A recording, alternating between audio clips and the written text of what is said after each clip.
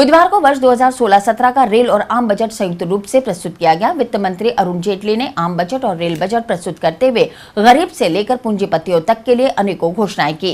Budget में मुख्य रूप से टैक्स प्रपोजल 2.5 लाख से 5 लाख तक की आय पर कर की दर को 10% से घटाकर 5% किया गया। अब 2.5 लाख तक कोई कर देर नहीं होगी। अब कंपनियों पर 50 करोड़ तक कारोबार होने पर कर की दर 30% से घटाकर 25% कर दी गई है, जिससे 96% कंपनियों को सीधा लाभ मिलेगा। वहीं एसआईटी द्वारा प्रस्तावित 3 लाख से ऊपर के नगद भुगतान पर रोक लगाई गई है। बुधवार को पेश बजट पर अजमेर के राजनीतिक क्षेत्र से जुड़े लोगों से जब बजट पर प्रतिक्रिया ली तो कांग्रेस संगठन ने अपने राजनीतिक दायित्व को पूरा करते हुए बजट को पूरी तरह निराशाजनक और नाउम्मीद करार दिया। तो वहीं भाजपा संगठन के लोगों ने पक्ष की भूमिका का निर्वहन करते हुए बजट को आम जन के लिए राहत देने वाला बताया। आइए सुनते हैं दोनों ही राजनीतिक दलों के नुमाइंदों की दलीलें।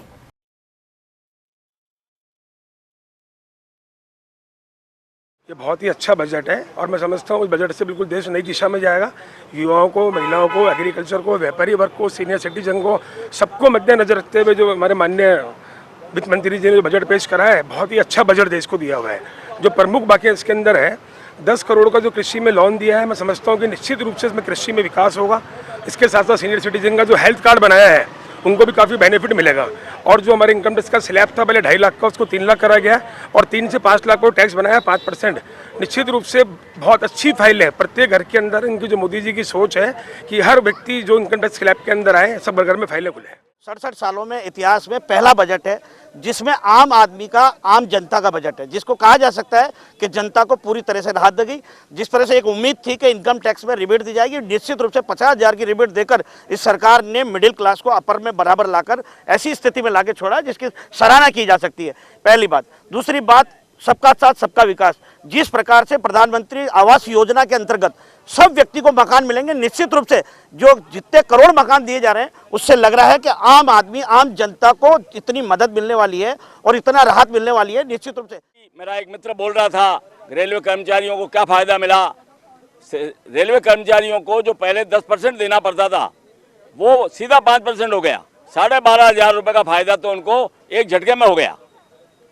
और ये बजट इस देश की सारी व्यवस्थाओं को, चाहे अर्थव्यवस्था हो, चाहे देश की कृषि व्यवस्था हो, ग्रामीण व्यवस्था हो, रोजगार के अवसर प्रदान करने वाली व्यवस्था हो, सबको जो बूस्टअप मिला है इस बजट के अंदर, आने वाला समय बताएगा कि ये बजट कितना अच्छा है।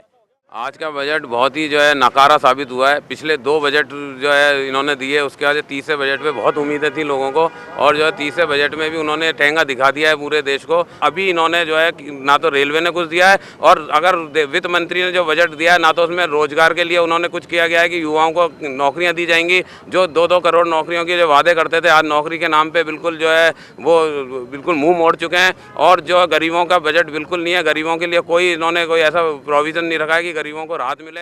नोटबंदी के बाद में बहुत सारी उम्मीदें थी कि चलो टैक्स का स्लैब बढ़ जाएगा, आम आदमी को क्या चाहिए कि उसकी जो बचत है वो बढ़े। लेकिन नोटबंदी के बाद जो मोदी सरकार ने लोगों का पैसा जमा किया, उसके बदले में कुछ देने के बजाय और लेने का काम किया। 2.5 लाख से 5 लाख का इसने कर दिया है, उसमें मात्र मामूली सी 1,000-1,200 रुपये की राहत लोगों को मिलेगी। इसके अलावा और कुछ नहीं है। महंगाई जिस तरीके से बढ़ रही है, वो जो बचत होगी वो महंगाई खा जाएगी, लोगों को कुछ भी नहीं मिलने वाला है। इनकम टैक्स में खास रिबेट नहीं दिया है। इनकम टैक्स में हमें उम्मीद थी कम से कम 5 लाख रुपए तक की रिबेट देंगे, लेकिन 2.5 लाख से लेकर के 3 लाख तक की रिबेट दी है, इससे हमें नाराज़ा हुई है। और 5 लाख तक के जो उन्होंने 5% लगाया है, हमें उम्मीद थी कि 10 लाख तक की ये 5% लगाते तो ठीक रहता। रेल के लिए बात करें तो ट्रेन अजमेर के लिए एक भी नई ट्रेन नहीं दी गई। आज सुबह जब मैं उठा, चाय पी रहा था तो पेपर पढ़ रहा था, उसमें कहीं दिया गया कि अजमेर को नई ट्रेनें मिल सकती है, तो हमें बड़ी खुशी हुई। अब जब बजट सुना तो हमें बड़े नाराज़गी हुई।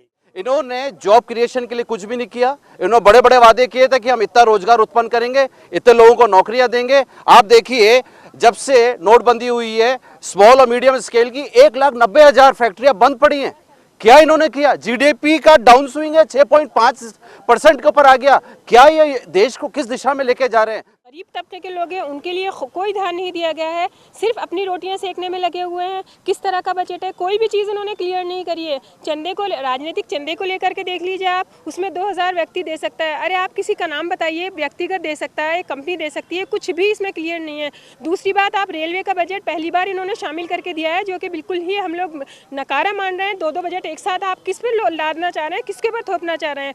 जब हमारे केंद्रीय मंत्री सचिन पायलट जी थे, हर वक्त अजमेर के लिए सौगातें लाते थे। आप देख रहे हैं इस बार के हमेशा हर बजट में ना तो कोई सौगात होती है अजमेर के लिए, ना ही कोई प्रोविजन होता है। रेलवे के विकास, देश के विकास में प्रमुख स्थान रखा जाता है और हमें यह उम्मीद थी कि रेलवे के सुरक्षित संचालन के लिए, सेफ्टी को इंश्योर करने के लिए, रेलवे के इंफ्रास्ट्रक्चर को बढ़ाने के लिए एक हैंडसम बजट की आवश्यकता होगी।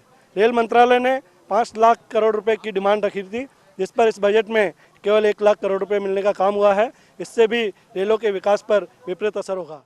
नोटबंदी के बाद जो ये बजट आया है, इसमें आम जो पब्लिक है, जो मिडिल क्लास है या जो मजदूर वर्ग है, या जो जिसे कहते हैं कि जो कामकाजी जो वर्ग है, जो अपना संघर्ष कर रहा है, उसके लिए ये बजट बिल्कुल ख़राब है। और आने वाले टाइम में इसके परिणाम और आपको अभी मिलेंगे 6 महीने बाद, 7 महीने बाद, क्योंकि जो देश के जो महान जो अर्थशास्त्री हैं, मनमोहन सिंह और चिदम्बरम, उन लोगों ने भी इस बात को अंदेशा जाहिर किया है कि ये जो इसके नोटबंदी के बाद के परिणाम बहुत घातक रहेंगे। तो वो इस बजट में भी वो दिखे हैं आपको। कोई केंद्रीय बजट के अंदर अजमेर के लिए हुई हो तो आप बता दें, क्योंकि हम लोग राजस्थान में और अजमेर में विशेष रूप से, अजमेर रेलवे का बहुत बड़ा हब है। यहाँ पर जो कारखाने अंग्रेजों के ज़माने में भी थे, लेकिन आज भी यहाँ पर रेलवे को कुछ नहीं मिला। और जो रेल बजट को इन्होंने आम बजट में शामिल करके, और केवल रेलवे का जो सुरक्षा की बात थी, आज हमेशा रेल हादसे हो रहे हैं। बड़े बड़े बिहार के अंदर अभी 2 बड़े हादसे हो गए, तो इनकी सुरक्षा का भी कोई इन्होंने बजट में घोषणा नहीं की है। और विशेष रूप से जो नोटबंदी से जो देश के अंदर हालात पैदा हुए, हर व्यक्ति परेशान है। केवल जो भाजपा से जुड़े हुए केवल इनके लोग हैं वो खुश हो रहे हैं, क्योंकि इनका विकास हो रहा है और बाकी सबका सत्यानाश हो रहा है।